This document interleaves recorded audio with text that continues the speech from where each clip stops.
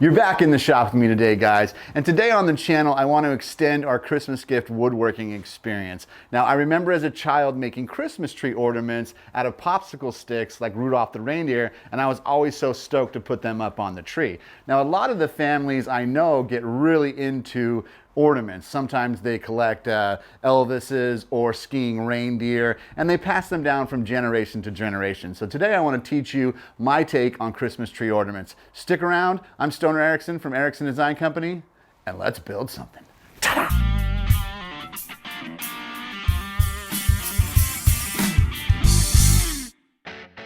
I'm going to make two ornaments out of this 1/8" plexiglass that I have. I'm going to hop into easel and I'm going to draw and mock up a snowflake and a Christmas bulb with a name on it. Using double-sided tape, I'm going to attach the plexiglass and then I'm going to slowly drill through it, being careful not to break it.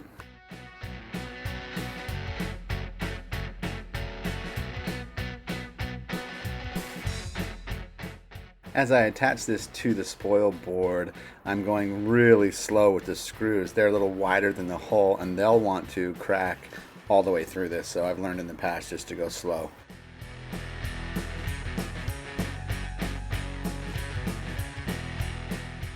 I'll go ahead and home the machine, do the probe for the depth, and then get to carving.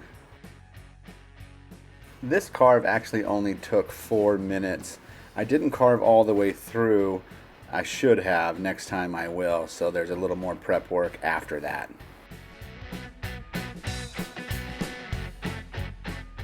My wife was shocked that you can carve plexiglass on the X-Carve. This machine is really versatile.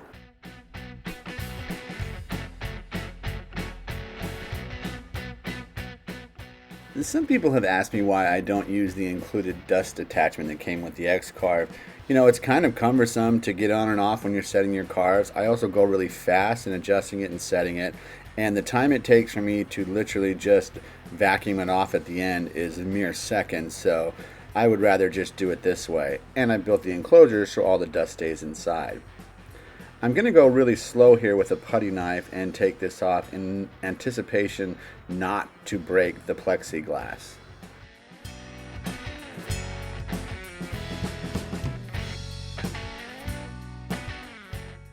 Now, since I didn't carve all the way through, I'm going to have to do just a little bit of cleanup on it, and I started this by using a knife like I would with wood, and as I got into it, it was not worth it, so I'll just take it over to the bandsaw.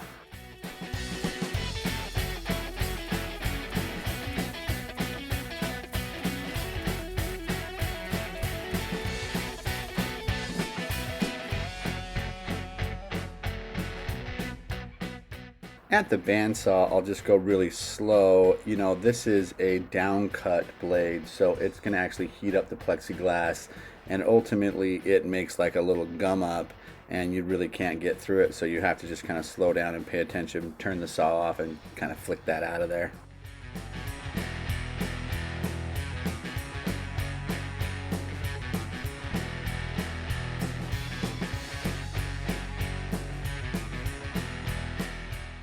If you like fun and creative videos like this, hit that subscribe button. Do it, and do it now. Plus, if you want to support the channel, I've got a store, Ericson Design Company /merch on Streamlabs. You get hats, t-shirts, stickers, and it's a great way to support the channel. Also, follow me on Instagram. Back over to my main table, I'm going to take a 120 block and sand off the rest of the tabs, making them smooth. I'm over the downdraft table here. It is on, and it's sucking down the little pieces of plastic. Next, I'm going to tape off the bulb one, and I'm going to push my finger down to make an imprint in the letters, and then I'm going to slowly and delicately cut that as tight as I can out, prepping it for paint.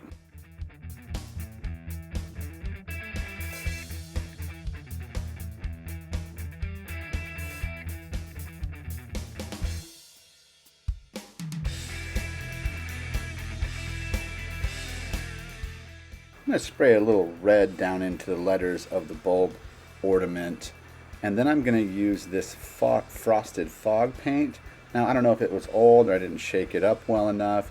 It didn't work as well as I wanted. But I just took a little bit of black and a board to make the actual hook on the bulb ornament black as well. That was a quick trick.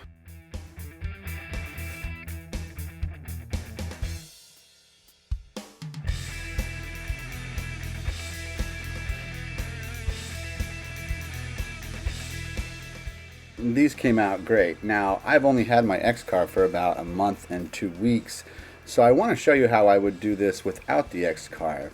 I'm using the bandsaw here just to cut out a quick Christmas tree, and if I didn't have a bandsaw, I'd use a jigsaw. If I didn't have a jigsaw, I'd use a handsaw. So there's lots and lots of ways to do this without the X-Carve. Now, you could batch like 20 of these out and even make little kits with some paint to sell to people. But this is an easy one to do, and you can make all kinds of shapes: circles, ornaments, snowmen, reindeer, and just take some scrap wood and make what you can in your shop. Let's go ahead and pre-drill a hole in this before we paint it. That way it doesn't chip out the paint.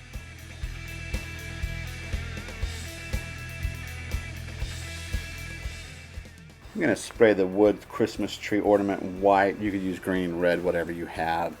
I'm actually going to take green and red and I'm going to overspray it into a piece of paper to make myself like a puddle of spray paint, and then use a brush to decorate it.